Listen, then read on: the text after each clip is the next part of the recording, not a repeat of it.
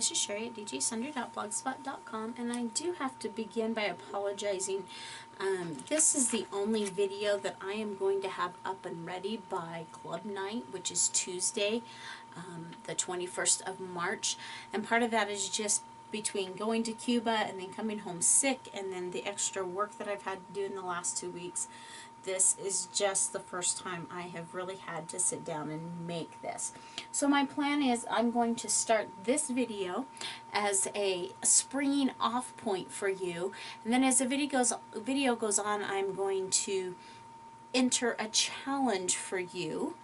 And then from that, as the month progresses, I will add at least one, if not two more videos. So let's just get started. So tonight we are going to talk about using sketches. And the reason that I wanted you to purchase this particular book is because this book, actually most of our books, if not all of our books, have to do with sketches. So I thought this would be a good one because the cost is not very high for us to start to learn how to use sketches. Now, do you ever feel like you just cannot come with a layout that looks quite right to you? Well, then this is the time that you want to pull out a sketch, because some days we just need that little help to get our creative juices flowing. So the Make It From Your Heart, and this is volume 1, is mostly scrapbook pages. As the month goes on, I'm hoping to go ahead and do, excuse me, I still have my cough. I'm hoping to go ahead and do a scrapbook page with you as well, but to start out with, we're going to do cards. Now, as you go towards the back, there is a small section of cards, and that is where we are going to take today's cards. It starts with pattern 19, and the pattern that we're going to use today is actually pattern 25. Now, I have used the sketch concept for quite a while now, and you can find sketches all over the internet.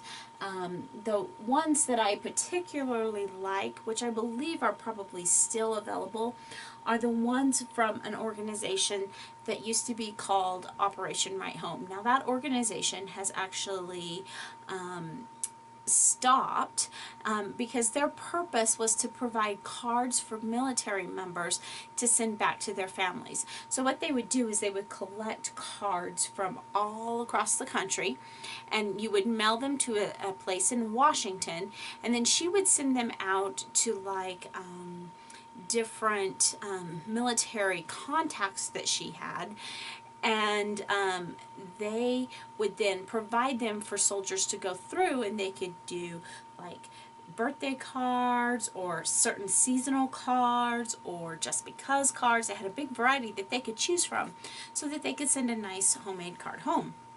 So part of that was that they did these sketches pretty much every week. So there are a lot of sketches.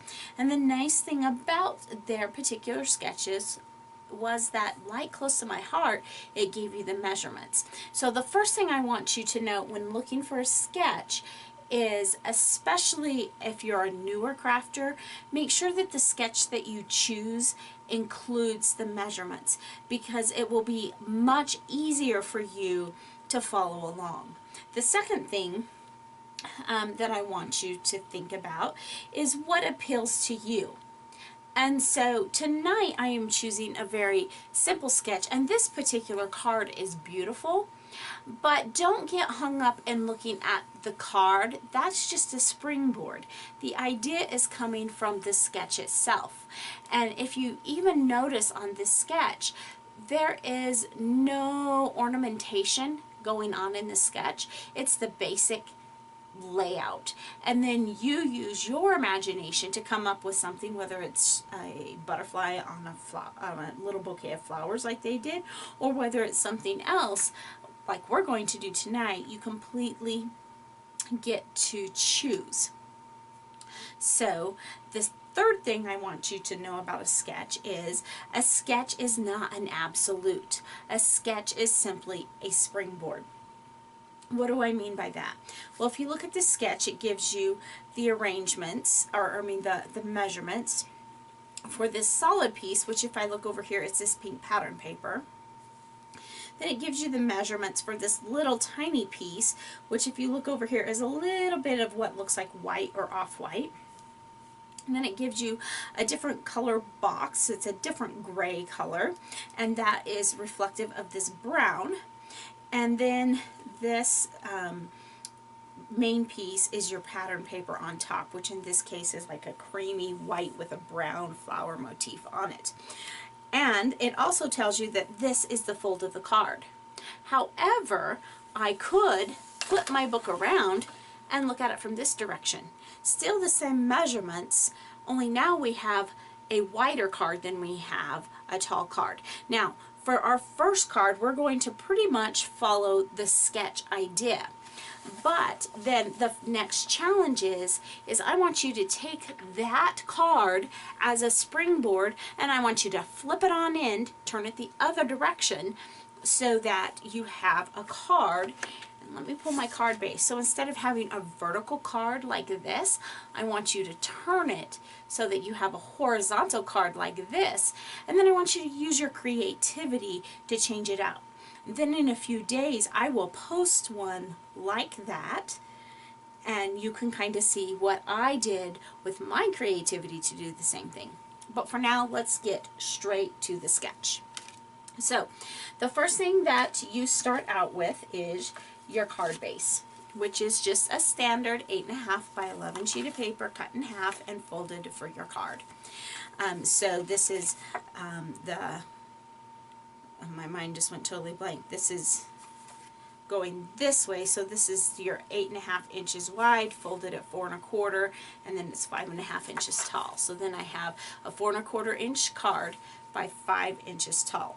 Now, I am going to start by putting my first piece. So the next piece, and I'm not going to cut it because I've already done that for myself, but the next piece that it shows on here is this kind of pink. Well, I happen to know that everyone this month ordered the Some Kind of Wonderful kit, so I chose to use the Some Kind of Wonderful papers so that you kind of have an idea of what I'm doing. So the first piece that I took was this pink and kind of almost a tone-on-tone, this hot pink color, and I cut it at the measurements, which the book says is 5 1/4 inches tall by 4 inches wide. So I've got that cut just like that. Now I chose to cut it with the lines going horizontal. I just did. I actually had planned on them going vertical and I miscut it, but after playing with it, I'm glad I did it that way. So now what I'm going to do is grab my adhesive just to get that piece out of the way, and we are going to adhere that down. Now, as I was preparing for this class, I was thinking, you know, perhaps we should have done a class that I have scheduled in the future before doing this class. That class is going to be called Mixing Pattern Papers. But just remember that as long as you are pulling papers from within the same paper pack, it makes it a lot easier. That's always the first step in mixing pattern papers. And so that's just the thing to remember, but we'll give more the elements of that in a future class. But this one, because that stripe is so subtle, it almost gives a tone on tone, which I can almost treat like a solid. So that's my first one. It's the 5 1/4 by 4. So then the next one that I'm doing, I decided to go with a completely contrasting color, and I just pulled a piece of black. And this one is cut at 4 1/4 by 3. And that is just going to go right in the center like that. But I decided, rather than adhering this right now, because there is quite a border there, I'm going to actually work on the smaller pieces first and adhere them together. So this is your 4 1/4 by 3, so 4 1/4 by 3.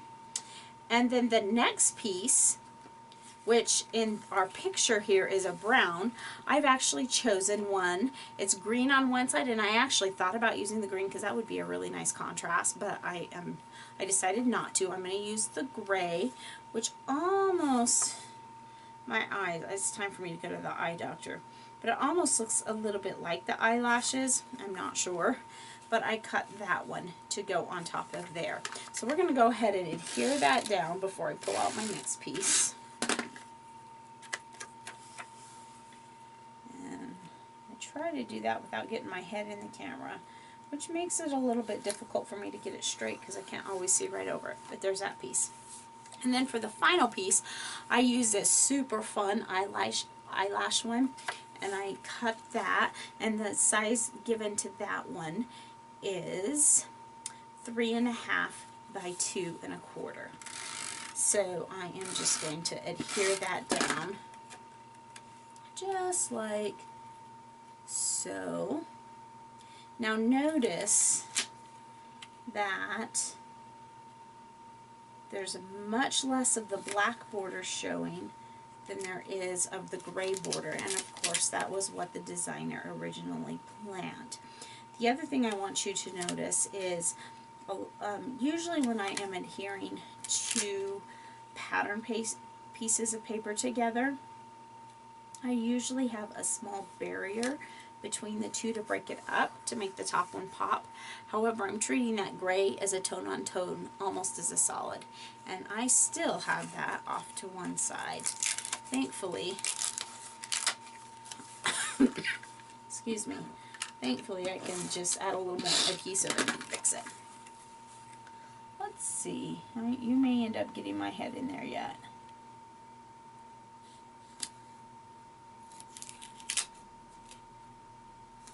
Now, for this card, for me, I am making just kind of an all-occasion card, one that I can give to anybody. It's not for a birthday or anything. So there are my layers, and with all the pilling that I did, that's kind of coming up, but I think we'll make it work. So now we are going to adhere that. So before I didn't really care which direction it was going because it was working for there. But before I put it on my card, I want to make sure that I have it going the direction that I think it should go. And for me, that's with the open eyes with the eyelashes pointing up and the closed eyes with the eyelashes pointing down. So I am going to go ahead and adhere that to the top. Just like that. Kind of center it. And there we go. So you can see how if you look here compared to if you look here, we've got something very similar going on, but the card is completely different. And if you didn't know better, you would have no idea that this was a sketch taken with this card. Now the next step that I'm going to do is I'm going to stamp. Now in the original one, you can barely see it, but there is a sentiment there. It says, "You are in my prayers," and it's a brown. Well, I'm going to take some black exclusives ink, and I am going to ink up this little tiny hello that came with the Hello Wonderful thin cut bundle. Again, I'm going over my head over camera, and it's kind of hard to see that. But there we have just a hello. That's all it is, and I even smeared it a little bit. But that's okay. So that is that part. Now you could almost just put a ribbon across this and maybe even call it good because it's pretty busy. But I decided to go ahead. Again, I am using the set, your thin cut, whoops, wrong one, your stamp and thin cut set here. The Some Kind of Wonderful card making bundle, and that came with the thin cuts, and I cut out my fox. So I already did this because this isn't really so much about stamping techniques as it is about using a sketch. So I went ahead and pre-cut all of that, and so the next thing I'm going to do is grab a little bit of foam tape because I want to make my fox pop up just a tad. So this again will not provide so much dimension that you should not have to pay extra postage for this, but because I'm just not adding anything, but you could add things to it if you wanted. So now we're going to pop our little fox up, and I am going to do just kind of like what they did with the butterfly bouquet and kind of centering him off in this corner here, just like that. And I'm going to call that good. Isn't that cute? It's very bright, it's fun, it's whimsical, and you would never have guessed that this card could look like this. But I used my own creativity with the sketch here, and I made those things work together. And how much simpler was it for me to not have to think about the layers. So I do want to show you, just in case you have the markers and you want to know the colors I did this. For the body and the dark part of the head, I used our mahogany marker, and that is BR96. For the tip of his tail, I used the bronze marker BR99, or I should say her tail, because I decided to put just a little bit of blusher way up high on her cheekbones, and honestly it's way too high, but her eyes took up so much room, that's where I put it. And this is Tinder Pink, which is RP198. Now what I like about that pink is it ties it back into the pink of the card. Plus it just gives you that little demure looking fox. And there is our card. So this is the first card. Now I'm going to challenge you, like I said, to make another card. You can use the Some Kind of Wonderful paper, or you don't have to. Quite frankly, I'm going to tell you right now that when I use it, my plan is not to do the Some Kind of Wonderful paper. But I'm going to use a paper pack that I know you all have because we used it last month, the Workshops Your Way bundle. And I'm even going to use the stamps and stuff from this. And I'm going to go back and use some of my scraps, because using sketches is a great way to use up scraps. And I'm going to rework it to make my card. So I want you to use the exact same sketch, but like I said, I want you to turn it around and make it go the other direction. Now, you don't have to use this stamp. It can be completely different. Mine will be, I'll give you a hint, mine, when you see it, will be a birthday card.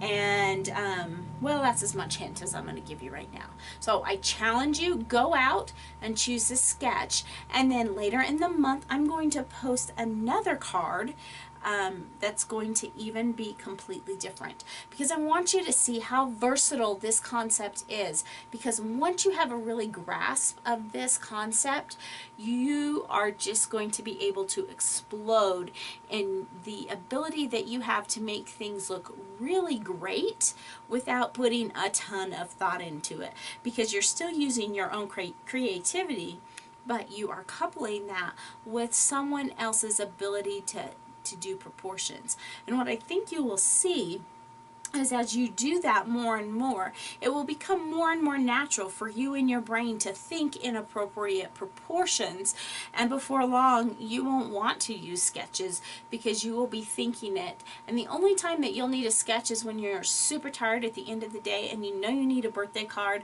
but you know you just have no brain power left to come up with anything. Then that will be when you'll be pulling out the sketches. So they're always a great thing to have in your back pocket. So thanks so much for stopping by today. Remember to take some time to enjoy the little things, and remember, come back soon because we are going to fill this month with sketches. Have a great night. Bye.